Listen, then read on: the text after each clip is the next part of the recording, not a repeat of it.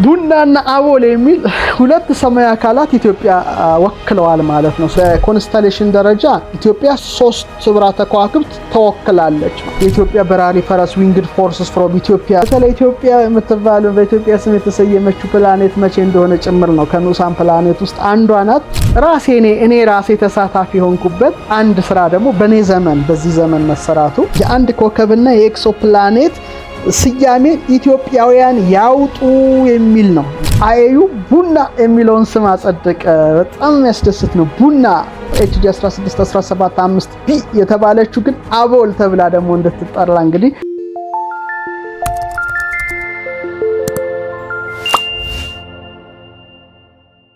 በኮንስታሌሽን ደረጃ ኢትዮጵያ 3 ስብራተ ከዋክብት ተወክላለች ማለት ነው። ይሄን የምታውቁት ነው። አንድሮሜዳ ኢትዮጵያን ወክላ በጠፈር መዘርዝር ካታሎግ ውስጥ አለች። ካሲዮፒያ ንግስታችን ኢትዮጵያን ወክላ በጠፈር መዘርዝር ውስጥ አለች። ከአክናው ሳባና ከነክቲ ካልንሶ በመቀጠል 19 ዓመት ኢትዮጵያን የመራች ናት። ሴፌውስ አለ። ንጉስ ሴፌውስ የካሲዮፒያ ባለቤት፣ እሱም በጠፈር መዘርዝር ውስጥ ሶስቱም ኪንግ ኦፍ ኢትዮጵያ፣ ኩዊን ኦፍ ኢትዮጵያ፣ ፕሪንሰስ ኦፍ ኢትዮጵያ በማለት ኢትዮጵያን ወክለው በ88 ብራተ ከዋክብት ውስጥ ስማችንን በክብር መዝገብ ውስጥ አጽፈውልናል። ለዚህም ታላቅ ክብራችንን ምንቸራቸው ይሆናል። የዚህ ዘመን ትውልዶች ውለታን ረሳም ብለን እናስባለን። ሌላ ከኢትዮጵያ ታሪክ ጋር የተያያዙ ኢትዮጵያን ቡል የሚባለው ታውረስ፣ እነ ኦራዮን እነ ሲሪየስ የአባይ ኮከብን ማንሳት እንችላለን። ሴተስ ዘኢትዮጵያን ሲሞንስተር ያሉት እነ ፕሊኒ ማንሳት እንችላለን። የኢትዮጵያ በራሪ ፈረስ ዊንግድ ፎርስስ ፍሮም ኢትዮጵያ ብለው የጠቀሱት እሱንም መጥቀስ እንችላለን፣ ፔጋሰስን። ነገር ግን እነሱን ሁሉ እናቆይና አሁን ግን ዛሬ የምንነጋገረው ስለ ፕላኔት ነው። በተለይ ስለ ማይነር ፕላኔት ንዑሳን ፕላኔቶች ነው ማነሳላችሁ። በንዑሳን ፕላኔቶች ውስጥ ኢትዮጵያ ተወክላለች፣ እንደገና ሌላ ተወክላለች፣ እንደገና ሌላ ተወክላለች። ይሄ ደግሞ በጣም አስደሳች ነገር ነው መነግራችሁ ክቡራን ተመልካቾቻችን። እንግዲህ ንዑሳን ፕላኔቶች የሚባሉት በስርዓተ ፀሐያችን ውስጥ ያሉ ፀሐይን የሚዞሩ ታናናሽ አካላት ናቸው። ከ8ቱ ፕላኔቶች ማለትም ከሜርኩሪ፣ ከቬኑስ፣ ከአርዝ ከመሬታችን፣ ከማርስ፣ ከጁፒተር፣ ከሳተር፣ ከኔፕቲዩን፣ ከኡራኑስ፣ ከኔፕቲዩን ያነሱ ከሜቴዎራይዶች የበለጡ ናቸው። እነዚህ ንዑሳን ፕላኔቶች በማለት ማይነር ፕላኔትስ በማለት ሳይንሱ የሚያውቃቸው እንግዲህ አስትሮይዶችንም ይጨምራሉ፣ የሩቅ አካላትንም ይጨምራሉ። ድንክ ድዋርፍ ፕላኔቶች የሚባሉትን ድንክ ፕላኔቶችም ጨምረው የያዙ ናቸው እንግዲህ እነዚህ ፕላኔቶች። ነገር ግን ኮሜቶችን ወይም ኮከብ ዘቦቱ ዘነብ የሚባሉትን ጅራታማ ኮከቦችን ግን አይጨምርም። ግን አስትሮይዶችን ይጨምራል፣ ሩቅ አካላትን ይጨምር ይችላል።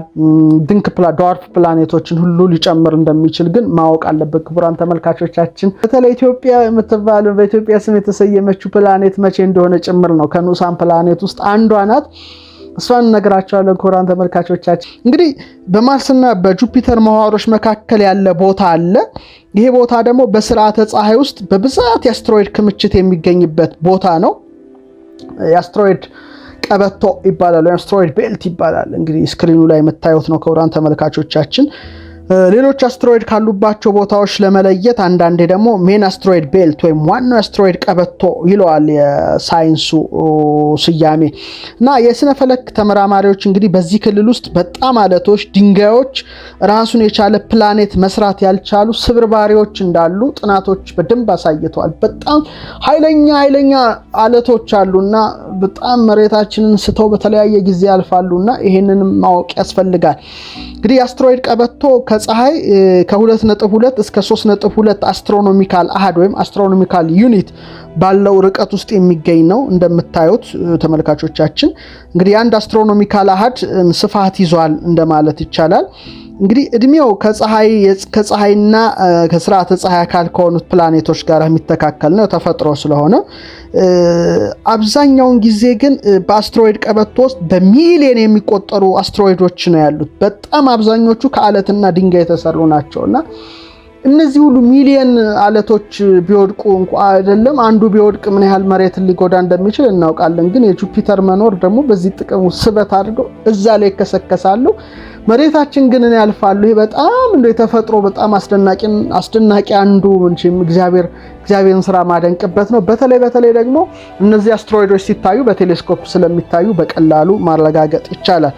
እና በዚህ ክልል ውስጥ የአቧራ አሸዋ መጠን ካላቸው ጀምሮ ትልልቅ አካላት ይገኙበታል። አሁን ምነግራችሁ ግን ወደ ኢትዮጵያ ስመጣ ነው ንዑስ ፕላኔቶች ወይም ሚኒ ፕላኔትስ ወይም ፕላኔቶይድስ ወይም አስትሮይድ ብለው የሚጠሯቸዋል። እነዚህን አካላት ብዙ ስያሜ እንዳላቸው ተመልካቾቻችን በደንብ አድርጋችሁ ማወቅ ይገባቸዋል የሚል እምነት አለኝ። እና አሁን ምነግራችሁ ኢትዮጵያ ስለምትባለው ፕላኔት ነው። እና የዓለም አቀፉ አስትሮኖሚ ህብረት አንድን ሰማያዊ አካል ፕላኔት ብሎ ለማውራት 3 መስፈርቶች ማሟላት እንዳለበት ቅድም ነግሬያቸዋለሁ።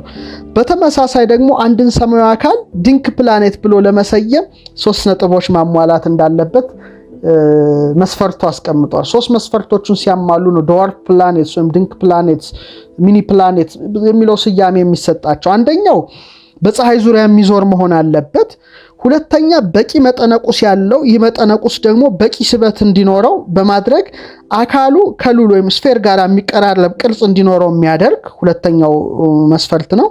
ሶስተኛ ደግሞ በምህዋሩ ላይ ያሉ ሌሎች አካላትን ያላስወገደ የሚል ነው። ያላስወገደ ይቅድሙ ግን ያስወገደ፣ ይሄ ያላስወገደ የሚል ነው። በዚህ ልዩነቱን በደንብ ማየት አለባችሁ ክቡራን ተመልካቾቻችን። ስለዚህ እነዚህን 3 ነጥቦች ካሟላ አንድ ሰማያዊ አካል በፀሐይ ዙሪያ የሚዞር አካል ድንክ ፕላኔት ተብሎ ሊጠራ ይችላል። ድዋርፍ ፕላኔት ተብሎ ይጠራል። ይሄንንም በዝርዝር አንድሮሜዳ ላይ ተጽፏል። እዛ ላይ ጋር አሁን የምነግራችሁ ግን አንድሮሜዳ ላይ ያልጻፍነው ኢትዮጵያ ስለምትባለው ስለዚች ፕላኔት ነው ክቡራን ተመልካቾቻችን።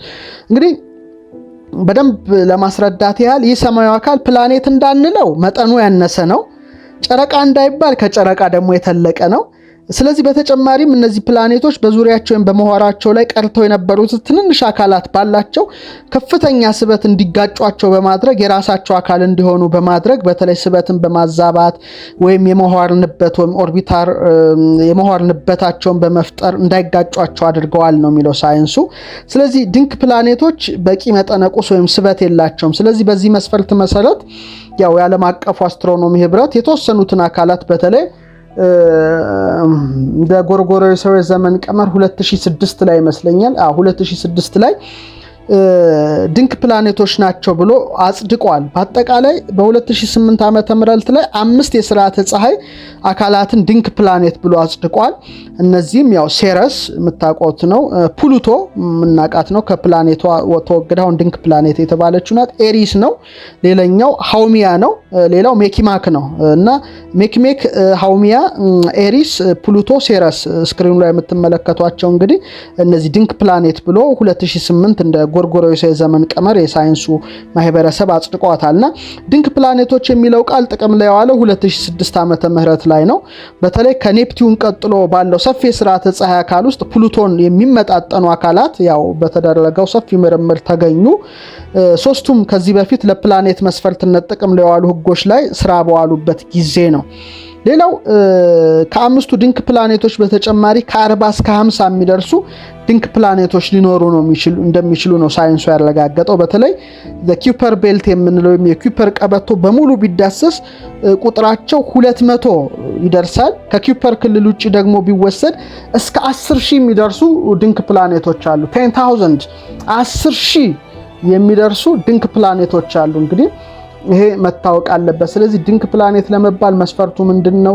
2006 የ2008 ላይ እስካሁን ያለውን ሳይንሳዊ ነገሮችን አይተናል። አሁን ወደ ኢትዮጵያ ወደምትባለው ፕላኔት ነው ክቡራን ተመልካቾቻችን የምንገሰግሰው። እንግዲህ ዓለም አቀፍ የአስትሮኖሚ ህብረት ሳይንቲስቶች ሁሌ ምርመራ ያደርጋሉ፣ እረፍት የላቸውም። 24/7 ቴሌስኮፖቹ፣ ሳተላይቶቹ ስራ ላይ ናቸው። ምድር ላይ ያሉትም ሳይንቲስቶች እነዛን የመከታተል የመመርመር ስራ ላይ መሆናቸውን ሳንረሳ ማለት ነው ክቡራን ተመልካቾቻችን። እንግዲህ በግኝታቸው መሰረት በየጊዜው ንዑሳን ፕላኔቶችን ማይነር ፕላኔቶችን ይፋ ያደርጋሉ።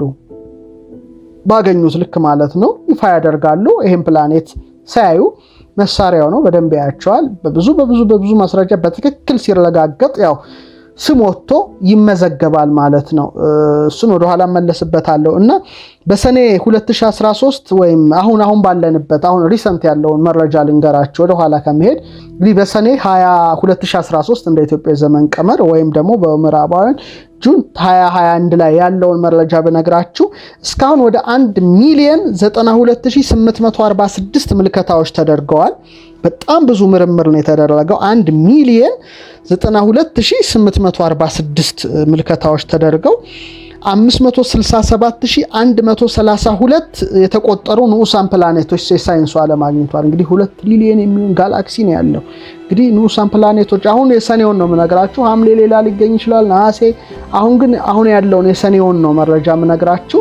በአጠቃላይ ከተደረጉ ከነዚህ ብዙዎች ምልከታዎች ውስጥ እንግዲህ የተጣሩ የታወቁ ወደ 567,132 ንዑሳን ፕላኔቶች ተገኝተዋል። ንዑሳን ፕላኔት ምን እንደሆነ ቅድም ነግሬያቸዋለሁ። ወደ ኋላ አልመለስም እና ቢያንስ እንግዲህ 567,132 ነው የተገኙት። ይሄ በጣም አስገራሚ ነው።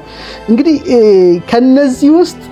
ከነዚህ ውስጥ ለሀገራችን ለኢትዮጵያ የተሰጠ አንድ ንዑስ ፕላኔት አለ። እሱ ነው የምነግራቸው። የማይነር ፕላኔት ኢትዮጵያ ተብሎ ነው ስያሜ የተሰጠ። ይሄ በጣም ደስ ከሚያሰኘኝ ነገር አንዱ ነው።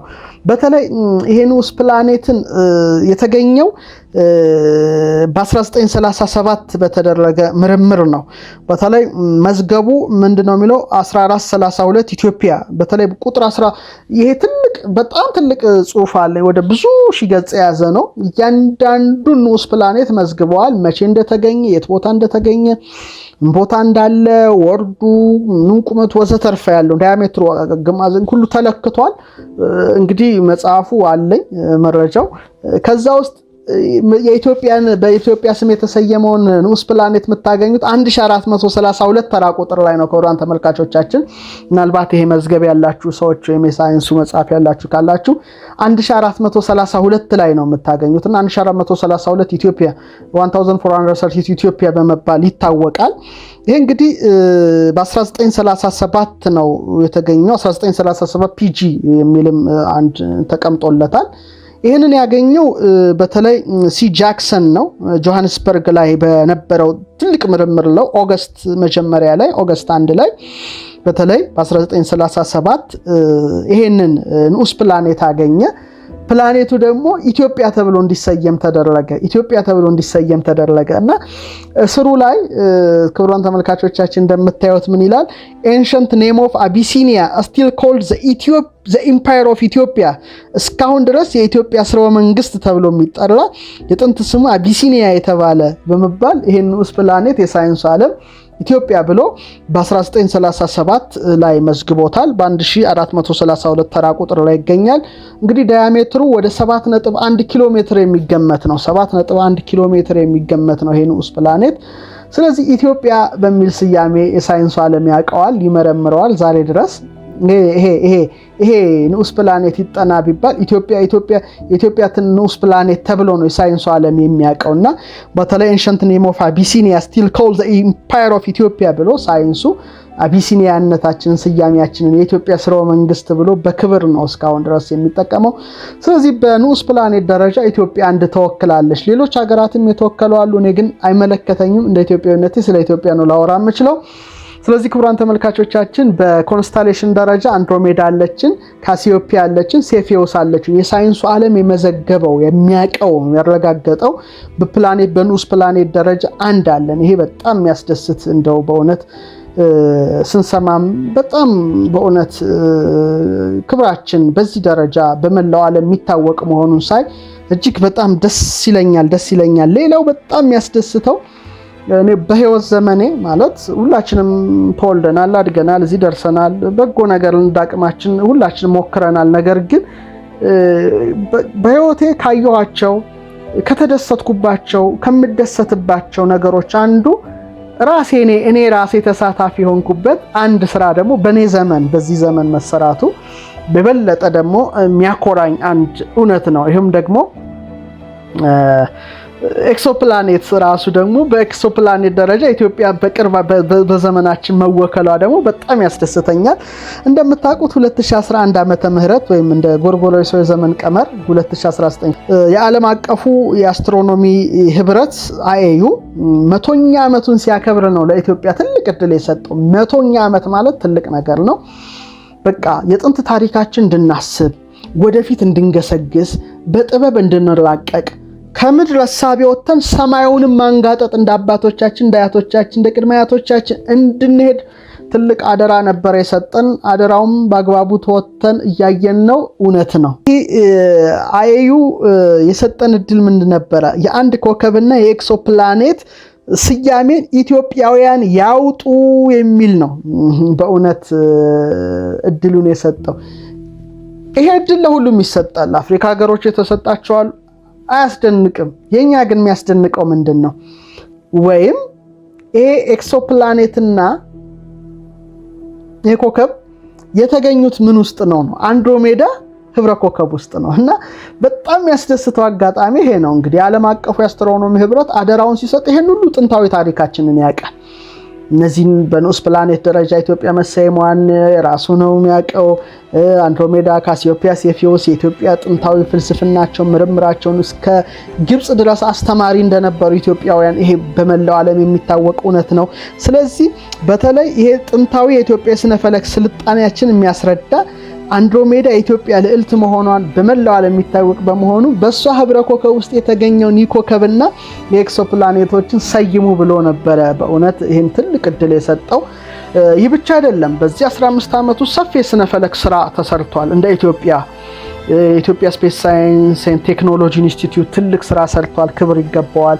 ኢትዮጵያ ስፔስ ሳይንስ ሶሳይቲ ትልቅ ስራ ሰርቷል፣ ክብር ይገባዋል። አንድሮሜዳ ትልቅ ስራ እኔና ዶክተር ጌትነት ፈለቀ አቅማችንን ተወተናል። በዚህም ደስተኞች ነን ሀገራችን በማገልገላችን። ይሄ በጣም ተራማጅ የሆነ ወደ ጥንት ስልጣኔያችን ሊመልስ የሚችል ትልቅ ስራዎች እየተሰሩ ስለሆነ በተለይ ዓለም አቀፍ የአስትሮኖሚ ህብረት ይሄንንም ነገር መዳሰሱ፣ ማየቱ፣ ማወቁ የታወቀ ነው። በአንድ ሰማይ ስር ስለሆነን መረጃው አለ።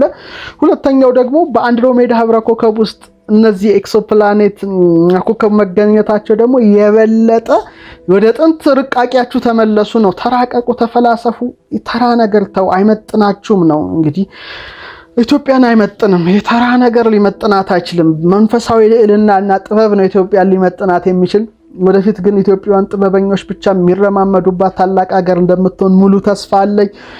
የወሬ የነገር የጥላቻ ነገር በጣም እድሜ የለውም። በጣም ጥቂት ጊዜ ነው። ሀሜት ነገር እኔ እንጃ ብዙ እድሜ ላይኖረው ይችላል። ከዚህ በኋላ መረላቀቅ ወደ ጥበብ ዘመን ነው ልንሸጋገር የምንችለው። ክቡራን ተመልካቾቻችን ከዚህ ዝግጅት ማድረግ እንዳለብን አስባለሁና ስለዚህ ለከዋክብት፣ ለፕላኔቶች፣ ለኤክሶፕላኔቶች፣ ለኮሜቶች ቅድም እንደጠቀስኩላችሁ ለሁሉም ሰማያዊ አካላት ስያሜ እንዲሰጥ የሚሰጠው የዓለም አቀፍ የአስትሮኖሚ ህብረት ነውና ቀጣይ ትውልድም የሚጠቀምበት አሁን ዓለም ውስጥ ያለው ሳይንቲስት ይሄን ነገር ካጠና የሚጠቀምበትን ስያሜ ነው ኢትዮጵያውያን ሰይሙ ብሎ በእውነት እድሉን የሰጠን። በተለይ በአንድሮሜዳ ህብረ ኮከብ ውስጥ ነበር። በአንድሮሜዳ ዘመን ጠፈርን ገዝታቸዋል። አሁንም ግዙት ነው። በቃ ግዙት። መጪው ዘመን የእናንተ አይነት ነበረ። እንግዲህ ይሄን እድል ሰጠን። በተለይ ኮከቡ HD 16-17-5 ነው የሚባለው። ከኛ በ196 የብርሃን ዓመት ርቀት ላይ ነው የሚገኘው። መጠነቁሱ ደግሞ ፀሐይን 1.34 እጅ ነው ከፍታው። ራዲየሱ ደግሞ የፀሐይን 1.7 እጅ እንደሚበልጥ ነው ሳይንሱ የሚናገረው። ውጫዊ ሙቀቱ ደግሞ ወደ 6000 ኬልቪን ነው። በጣም ብሩህነቱ ደግሞ ወደ 3.3 እጥፍ ነው ከፀሐይ እንደሚበልጥ ነው ሳይንሱ ዓለም ያረጋገጠው። ኮከቡን የሚዞረው ደግሞ ኤክሶፕላኔቷ HD 16-17-5b ነበረ የምትባለው። እንግዲህ በመጠነቁስ ከጁፒተር 4.8 እጅ ነው ኤክሶፕላኔት የምትበልጠው። በኮከቡ ዙሪያ የምትዞር ነው በቅድም በጠቀስኩላችሁና አንዴ ለመዞር ወደ 2.73 ዓመት ይፈጅባታል እና ከኮከቡ ያላት ርቀት ወደ 2.2 አስትሮኖሚካል አሃድ ነው ስክሪኑ ላይ የምትመለከቱት ክቡራን ተመልካቾቻችንና እነዚህን ሰማያዊ አካላት ሰይሙ የሚል እድል ነው የሰጠን። እንግዲህ እንደምታውቁት ከዚህ በኋላ እንግዲህ በኢትዮጵያ በፕራይም ሚኒስቴር ኦፊስ ያው ታዘዘ ስያሜ እንዲሰጥ ኮሚቴ መዋቀር ነበረበት። አይኤዩ የሚያውቀው አይኤዩ የፈቀደው ኮሚቴ። ስለዚህ ከኢትዮጵያ ስፔስ ሳይንስ ሶሳይቲ፣ ከኢትዮጵያ ስፔስ ሳይንስ ኤንድ ቴክኖሎጂ ኢንስቲትዩት፣ ከአንድሮሜዳ እኔም ዶክተር ጌትነት ፈለቀም አብረን የተሳተፍንበት ትልቅ ኮሚቴ ተዋቀረ። ኢንተርናሽናል አስትሮኖሚካል ዩኒየን ዓለም አቀፍ የአስትሮኖሚ ህብረት ያው አፕሩቭ አደረገው አጸደቀው ሁሉንም ስለሚያውቅ። ከዛ በኋላ ያው ህዝቡ ብዙ ቦታ አደረገ። ብዙ ስሞች ነበር የተላኩት፣ በጣም ብዙ ስሞች። እንግዲህ የተላኩትን 10 ስሞች ግዴታ መላክ ነበረብን ለኮከቡና ለኤክሶፕላኔቱ። እንግዲህ ከተላኩት ብዙ 10 ስሞች ቶፕ 10 ስሞች መካከል H1617 5 ለተባለችው ኮከብ አይኤዩ ቡና የሚለውን ስም አጸደቀ። በጣም የሚያስደስት ነው። ቡና ተብላለች እና ኮከቧን የምዞራት ደግሞ ኤክሶፕላኔት ደግሞ HD1617 5b የተባለችው ግን አቦል ተብላ ደግሞ እንድትጠራ እንግዲህ ከ10ሩ ስሞች አይኤዩ ሁለቱን ስሞች መርጦ አሁን ባለንበት የዛሬ ዓመት ያለፈው ዓመት ማለት ነው በጣም በሚገርም መልኩ ቡናና አቦል የሚል ሁለት ሰማያዊ አካላት ኢትዮጵያ ወክለዋል ማለት ነው። ስለዚህ ዛሬ እችን ኮከብ በአንድሮሜዳ ህብረ ኮከብ ውስጥ የምትገኘውን HD1617 5b የተባለችውን ኮከብ ማጥናት የሚፈልግ ማንኛውም ሳይንቲስት HD1617 5 አይልም ቡና ብሎ ነው የሚያጠናት። ኤክሶፕላኔቷን ደግሞ አቦል ብሎ ያጠናታል እና በጣም በዚህ ደስተኞች ነን። አይኤዩ ለሁላችንም በተለይ ይሄን ስራ ስንሰራ ነበር ነው ዓለም አቀፍ የአስትሮኖሚ ህብረት የምስጋና ደብዳቤ የምስጋና ሰርቲፊኬት ሰጥቶናል። በዚህም ከልባችን እናመሰግናለን። ለሀገራችን ለኢትዮጵያ በኢትዮጵያ ስፔስ ሳይንስ ሶሳይቲ ኤንድ ኢንስቲትዩት ያሉ ኢትዮጵያ ስፔስ ሳይንስ ሶሳይቲ እኛም እንደ አንድሮሜዳ ለሀገራችን በጎ ነገር ብለናል ብለን እናስባለን። እኛ በተሳተፍንበት ህዝቡ ደግሞ ቮት አድርጎ በጸደቀው እንግዲህ ቡናና አቦል የሚል በቃ ደስ የሚል ኢትዮጵያዊ ስያሜ ምንም ነገር የሌለበት የኢትዮጵያን የቡና እንትን መገኛነቷን ይሄን ነገር በተለይ የሚገርም ነው። እንደውም አቦል የሰባ ሰገል አንዱ ስሙ ነው የሚሉ አሉ። ወደዛ ዝርዝር ውስጥ አልገባም። ለማንኛውም ግን ክቡራን ተመልካቾቻችን ኢትዮጵያ እንግዲህ በሰማያዊው ካርታ ላይ በስነ ፈለኩ አጠቃላይ መዝርዝር ውስጥ ወይም ካታሎግ ውስጥ ስሟ በዚህ መልኩ በደማቅ ቀለም የተጻፈላት ድንቅ ሀገር ናትና እንግዲህ ነገር ግን ስርዓተ ትምህርታችን እነዚህን ሁሉ ነገር ደብቆብናል። ለምን እንደሆነ አልሐቅም። እነዚህን ሁሉ ኢትዮጵያን ነገሮች ድብቅብቅ አንድም ቦታ ላይ አታገኟቸውምና ወደፊት ግን የሚነሱ ትውልዶች እነዚህን ሁሉ አሁን ያሉትም ሳይንሱ የሚያውቃቸውንም ወደፊት መታወቅ የለባቸውን ሁሉ ቆፍራችሁ እንደምታስተካክሉት ሙሉ እምነት አለኝ።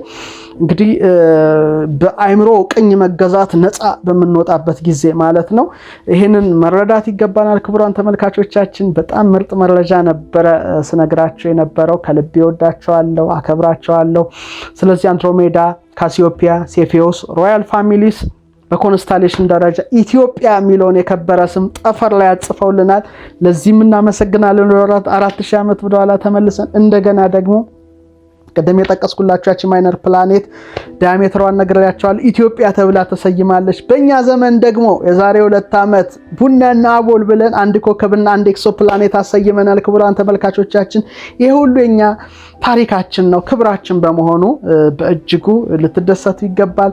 ሰፊ ዕውቀት እንዳገኛችሁ፣ ጥያቄዎቻችሁ እንደተመለሱ ሙሉ እምነት አለኝ። ከልቤ ወዳችኋለሁ። ለማንኛውም ክቡራን ተመልካቾቻችን ከልቤ ወዳችኋለሁ፣ አከብራችኋለሁ። ምሽታችሁ ያማረ የሰመረ እንዲሆን ሁሌ ምኞቴ ነው። ሰላም እደሩልኝ።